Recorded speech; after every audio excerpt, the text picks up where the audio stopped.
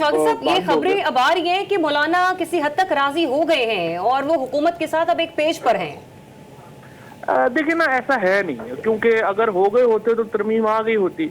अभी भी जो मौलाना ने जो प्रेस कॉन्फ्रेंस की है उसमें उन्होंने ये कहा है कि ये जो आईनी तरमीम है इसके ऊपर वो मामलात के जो हमने शराइत पेश की हैं उस पर अगर लचक दिखाएंगे तो हम साथ होंगे, वरना नहीं होंगे। और मौलाना का जो अब तक समझ आई है, जो मेरी मुलाकात भी हुई है जो कुछ लोगों से JUI के, वो कह रहे हैं कि हम 19वीं तरमीम जो बहाल करना चाहते हैं। 19वीं तरमीम क्या थी कि जब 18वीं तरमीम आई थी तो उसमें पार्लियामेंट जो थी उसको ये इख्तियार दिया गया था कि जजेस की अपॉइंटमेंट में बड़ा वाइब्रेंट रोल होगा। इफ्तिखार चौधरी साहब ने उस वक्त फिर यूसुफ रजा गिलानी साहब को मजबूर किया, जैसे आज बिलावल साहब मजबूर है। उस वक्त भी पीपल्स पार्टी मजबूर थी, उन्होंने उस वक्त उस मजबूरी में जो है वो 18वीं तरमीम खत्म कर दी और पार्लियामेंट का रोल खत्म कर दिया। अब मौलाना कह रहे हैं कि वो रोल बहाल करने की हद तक हम पीपल्स पार्टी के साथ हैं। फवाद चौधरी साहब, जिस तरीके से आज खुसूसी पार्लिमानी कमेटी का इजलास हुआ और हमने वहां पर देखा कि पाकिस्तान तहरीक इंसाफ के रिप्रेजेंटेटिव ने, बिलखुसूस में कहूंगी पार्टी चेयरमैन, आज वहां पर शिरकत की। बज़ाहिर तो ऐसे लग रहा है कि ताहाल अभी भी डेडलॉक बरकरार है, लेकिन पसे पर्दा हकायक कुछ यूं है कि जब ऑल पार्टीज कॉन्फ्रेंस हुई थी तो मौलाना से जो गुफ्तगू हुई ब्रिक्स के दौरान, उसमें तय पा गया कि आइंदा होने क्या जा रहा है।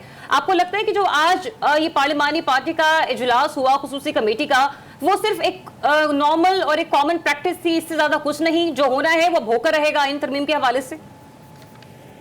देखिए ना, आईनी तरमीम तो अब तक सिर्फ इस वजह से रुकी हुई है कि इनके पास नंबर नहीं है।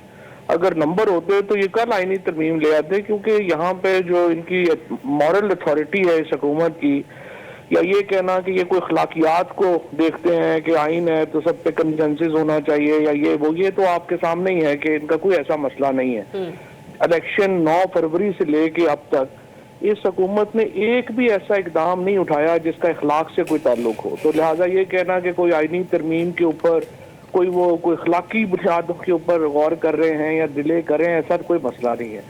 प्रॉब्लम यह है कि मौलाना फजलुर रहमान के बगैर आप आईनी तरमीम नहीं ला सकते। उनको रोंद के आईनी तरमीम लाना पार्लियामेंट के अंदर भी मुमकिन नहीं है और बाहर भी मुमकिन नहीं है। आपने देखा डी चौक पे तहरीक इंसाफ ने जब ये किया तो उसके ऊपर ही पूरा इस्लामाबाद और पूरा पाकिस्तान जो है वो, लेकिन एक आईनी बेंच के हवाले से भी बात हो रही है। चौधरी साहब, आपको लगता है कि अगर आईनी बेंच बन जाता है, आईनी अदालत नहीं भी बनती, तो भी मामला विन विन सिचुएशन की तरफ जा सकते?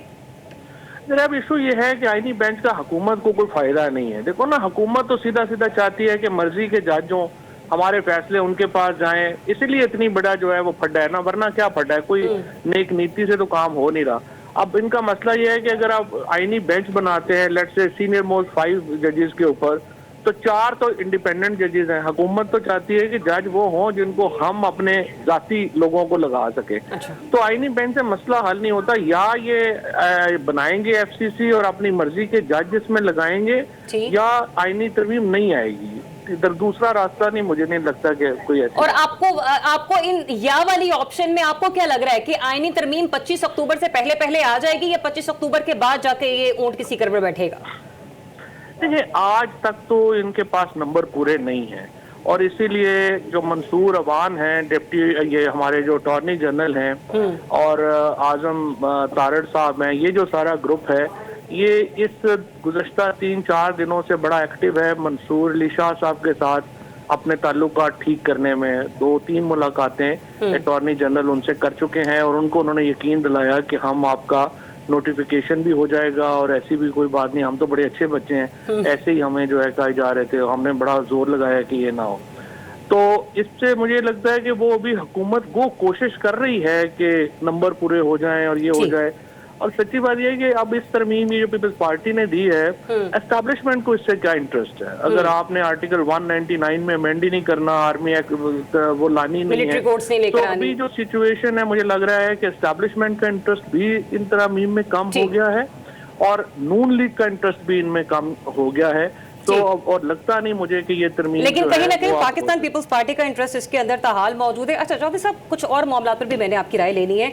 आप अक्सर टीवी टॉक शोज में भी और अपने ट्विटर के थ्रू भी आप ग्रैंड डायलॉग के हवाले से गुफ्तगू करते हुए नजर आते हैं कि मुल्क में ग्रैंड डायलॉग की इस वक्त बहुत जरूरत है।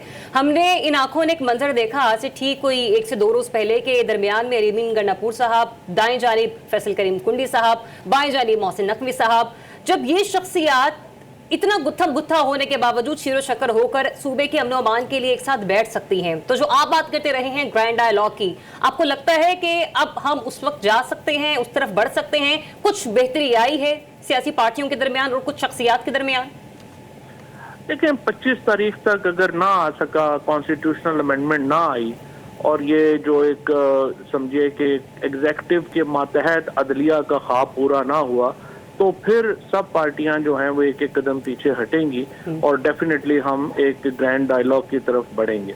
अभी भी ये आखिरी जो चीजें हुई है कुछ, आप देखें ना, ये जो केपी में हुआ है ये जबरदस्त है। आप इतने पेचीदा मामलात जो हैं, 3 लोग वहां पे शहीद करा के हम ये इस नतीजे पे पहुंचे कि डायलॉग होना चाहिए, अगर उससे पहले पहुंच जाते तो अच्छा था। तो अब ये इस वक्त इशू ये है कि ये हमें सवाए बातचीत के अगर कोई वायलेंट हो ना, जहाँ पे वायलेंस पॉलिटिकल पार्टी हो या असला इस्तेमाल कर रही हो, वहां तो देखें रियासत को अपनी अथॉरिटी इस्तेमाल करनी चाहिए। लेकिन जहाँ पर पॉलिटिकल और पेचीदा मसले हों वहाँ बातचीत ही होती है और ये गरम रियासत या ये वाले जो मामलात है ना वो नहीं हुआ करते, ये पॉलिटिकल पॉलिटिशियंस इसको रिजॉल्व करते हैं। एंड आई थिंक केपी की जो लीडरशिप है सारी पॉलिटिकल पार्टीज की और chief minister should be commended कि उन्होंने सबने बैठ के एक इतने बड़े जो एक क्राइसिस हो सकता था उसको रिजॉल्व किया।